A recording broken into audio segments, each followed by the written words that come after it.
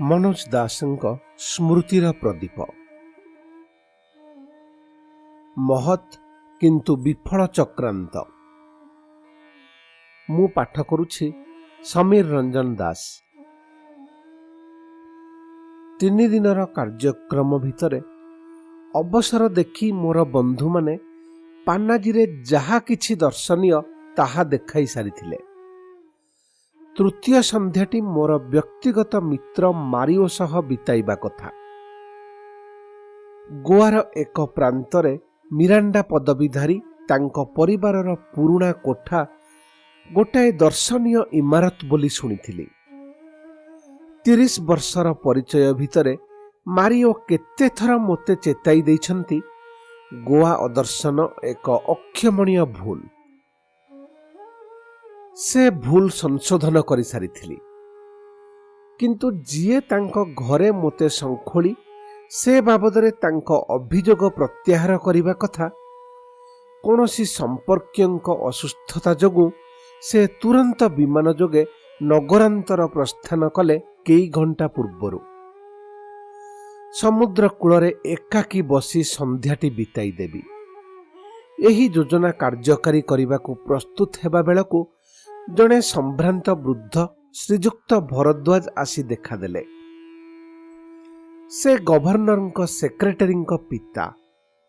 2 दिन तले तांको सह परिचय होइथिला। गवर्नर श्री केदारनाथ साहानी आपण को चाहा पाई निमंत्रण करुछंती। आपण आसी परिले से बहुत खुशी हेबे, जणाइले श्रीजुक्त भरद्वाज। से परिस्थिति रे आपत्तिर विशेष हेतु नथिला। शुनिथिली गोआ राजभवनर परिवेश मनोरम।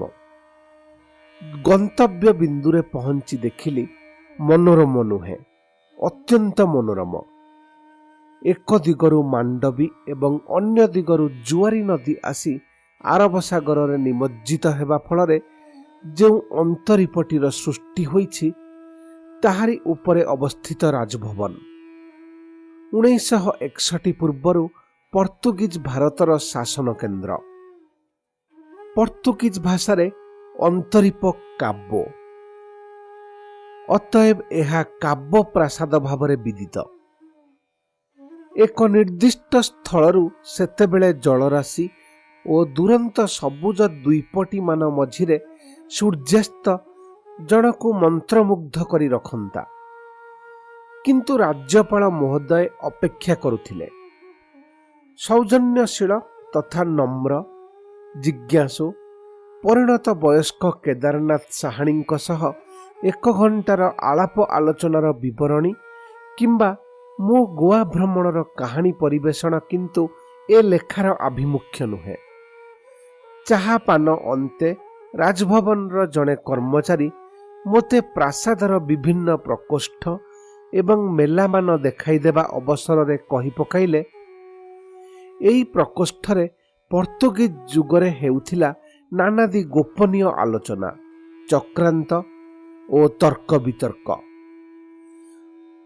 मने पड़िला सेमिति एक गोपन आलोचनार बा चक्रांतर अल्प ज्ञात इति कथा।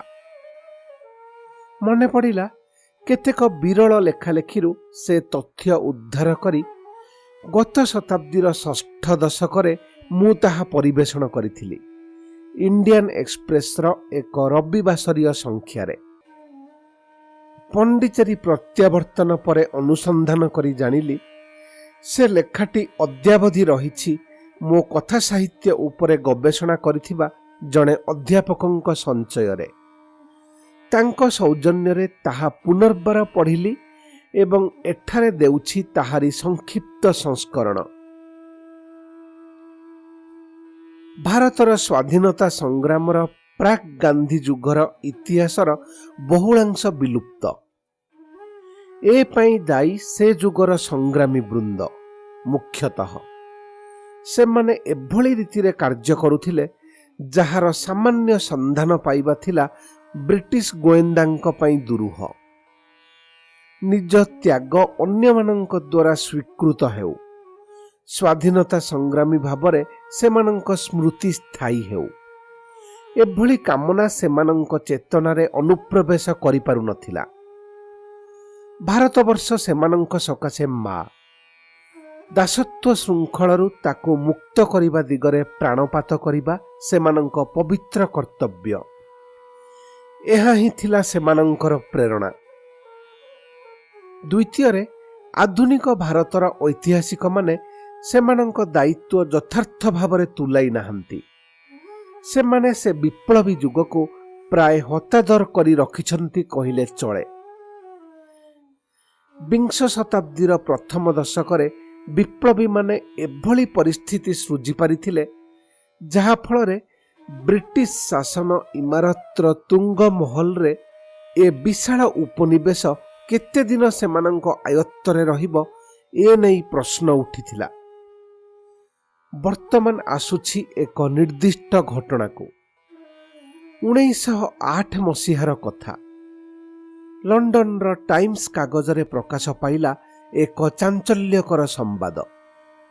ଶ୍ରୀ ଅରବିନ୍ଦ ଏବଂ ତାଙ୍କ ଅନୁଗତମାନଙ୍କୁ ଗ୍ରେପ୍ତାର କଲା ସଙ୍ଗେ ସଙ୍ଗେ ପୁଲିସ ଚାରୁଚନ୍ଦ୍ର ଦତ୍ତ ନାମକ ଜଣେ ICS ଜଜ୍ ସାହେବଙ୍କ ବଙ୍ଗଳା ଖାନ୍ତଲାସ କରିଛି। ସମ୍ବାଦଟି ଅବଶ୍ୟ ଅର୍ଦ୍ଧ ସତ୍ୟ। ଚାରୁଚନ୍ଦ୍ରଙ୍କ ବଙ୍ଗଳା ଖାନ୍ତଲାସ କରିବା ନିମନ୍ତେ ପୁଲିସ ବିଚାର କରୁଥିଲା, କିନ୍ତୁ ସେ ଦିଗରେ ଅଗ୍ରସର ହୋଇନଥିଲା। ଜଣେ ICS ପର୍ଯ୍ୟାୟର ପଦସ୍ଥ ବ୍ୟକ୍ତିଙ୍କୁ ହଲାପଟା କରିବା ସହଜ ନଥିଲା। ସମ୍ବାଦଟି କିନ୍ତୁ ବିଲାତରେ ଚାଞ୍ଚଲ୍ୟ ସୃଷ୍ଟି କରିଥିଲା। ଶ୍ରୀ ଅରବିନ୍ଦଙ୍କ ନେତୃତ୍ୱରେ ଚାଳିତ ବିପ୍ଳବୀମାନେ କେତେ ଗଭୀରକୁ ଚେର ବିସ୍ତାର କରିଥାଇ ପାରନ୍ତି, ଏହା ସେହି ସମ୍ପର୍କରେ ଅସ୍ୱସ୍ତିକର ଅନେକ ପ୍ରଶ୍ନ ଉଠାଇଥିଲା। ତେବେ କର୍ତ୍ତୃପକ୍ଷ ଚାରୁଚନ୍ଦ୍ରଙ୍କୁ ଜେରା କରିଥିଲେ। ଚାରୁଚନ୍ଦ୍ରଙ୍କ ଉତ୍ତର ଥିଲା ଅପ୍ରତ୍ୟାଶିତ। ମୋ ବିଷୟରେ ସ୍ୱତନ୍ତ୍ର ତଦନ୍ତର ଆବଶ୍ୟକତା ନାହିଁ। ଯଦି ଶ୍ରୀ ଅରବିନ୍ଦଙ୍କ ବିରୁଦ୍ଧରେ ଆଗତ ଅଭିଯୋଗ ବିଚାରାଳୟ ଦ୍ୱାରା ଠିକ୍ ବୋଲି ସାବ୍ୟସ୍ତ ହେବ, ତେବେ ମୁଁ ମଧ୍ୟ ସେଥିରେ ଭାଗିଦାର ବୋଲି ଧରି ନିଆଯାଇପାରେ। ବିଖ୍ୟାତ ଆଲିପୁର ବିଚାରରେ ଶ୍ରୀ ଅରବିନ୍ଦ ନିର୍ଦ୍ଦୋଷରେ ଖଲାସ ହେଲେ। ଚାରୁଚନ୍ଦ୍ରଙ୍କୁ ଅଭିଯୁକ୍ତ କରିବାର ଯୁକ୍ତି ମିଳିଲା ନାହିଁ, କିନ୍ତୁ ସେ କର୍ତ୍ତୃପକ୍ଷଙ୍କ ସନ୍ଦେହ କୁହୁଡ଼ି ଭିତରୁ ବାହାରି ପାରିଲେ ନାହିଁ। ସେ ଥିଲେ ବିଚକ୍ଷଣ ପ୍ରଶାସକ, ଦୂରଦୃଷ୍ଟି ସମ୍ପନ୍ନ ବିଚାରକ, କିନ୍ତୁ ତାଙ୍କୁ ଯଥାର୍ଥ ପଦୋନ୍ନତିରୁ ବଞ୍ଚିତ ରହିବାକୁ ପଡ଼ିଲା। 2 ବର୍ଷ କାଳ ବାଧ୍ୟତାମୂଳକ ଛୁଟିରେ ରହିବାକୁ ହେଲା। 1901 ମସିହାରେ ଚାରୁଚନ୍ଦ୍ର ପ୍ରଥମେ ବରୋଦାରେ ଶ୍ରୀ ଅରବିନ୍ଦଙ୍କୁ ଭେଟିଥିଲେ। ସେହି ମୁହୂର୍ତ୍ତରୁ ସେ ଶ୍ରୀ ଅରବିନ୍ଦଙ୍କୁ ତାଙ୍କର ଗୁରୁ ଭାବରେ ଗ୍ରହଣ କରି ନେଇଥିଲେ। ଶ୍ରୀ ଅରବିନ୍ଦଙ୍କ ନିର୍ଦ୍ଦେଶରେ ଚାରୁଚନ୍ଦ୍ର ଭାରତର ବିଭିନ୍ନ ସ୍ଥାନରେ ଚୂଡ଼ାନ୍ତ ସତର୍କତା ଅବଲମ୍ବନ କରି ବିପ୍ଳବୀ ଯୁବଗୋଷ୍ଠୀମାନ ଗଢ଼ି ତୋଳିଥିଲେ। କ୍ଷୁଦିରାମ, ପ୍ରଫୁଲ୍ଲ ଚାକି ପ୍ରମୁଖ ତାଙ୍କରି ପ୍ରଭାବରେ ହୋଇଥିଲେ ସେ ସଂଗୁପ୍ତ ଆନ୍ଦୋଳନର ଅନ୍ତର୍ଭୁକ୍ତ। 1906 ମସିହା ବେଳକୁ ଏକ ଅଭିନବ ଚକ୍ରାନ୍ତରେ ଅନ୍ୟତମ ଅଂଶୀଦାର ହେଲେ ଚାରୁଚନ୍ଦ୍ର। ବିଂଶ ଶତାବ୍ଦୀର ଇତିହାସରେ ତାହା ଅନ୍ୟତମ ନାଟକୀୟ ଘଟଣା। ପର୍ତ୍ତୁଗାଲ ଠାରୁ ଗୋଆ ଖରିଦ କରିନେବା ଭଳି ଦୁଃସାହସିକ ଯୋଜନା। ପର୍ତ୍ତୁଗୀଜମାନେ ଗୋଆ ପ୍ରତି ଭାଗବତ ଭାବରେ ଆସକ୍ତ ଥିଲେ ତାହା ନୁହେଁ, ସେମାନେ ଖାଲି ତାକୁ ଧରି ରଖିଥିଲେ, କହନ୍ତି ନେହେରୁ। ସେମାନଙ୍କ ନେତା ଆଲବାକାର୍କ, ଯିଏ ପ୍ରାଚ୍ୟଭୂମିର ଶାସକ ଭଳି ଉପାଧି ମୁଣ୍ଡାଇ ଆପ୍ୟାୟିତ ହୋଇଥାଏ, ଘୃଣ୍ୟ ନିର୍ମମତାମୂଳକ କାମଟିମାନ କରୁଥାଏ। ନେହେରୁ ଗ୍ଲିମ୍ପସେସ୍ ଅଫ୍ ୱାର୍ଲଡ ହିଷ୍ଟ୍ରିରେ ଲେଖିଛନ୍ତି, ସେମାନଙ୍କ ନେତା ଆଲବାଲ୍କ JM ପାନ୍ନିକର ଲେଖିଛନ୍ତି, ଭାରତରେ ପର୍ତ୍ତୁଗୀଜ ମାନଙ୍କର ସାମ୍ରାଜ୍ୟ ବୋଲି କେବେ କିଛି ନଥିଲା।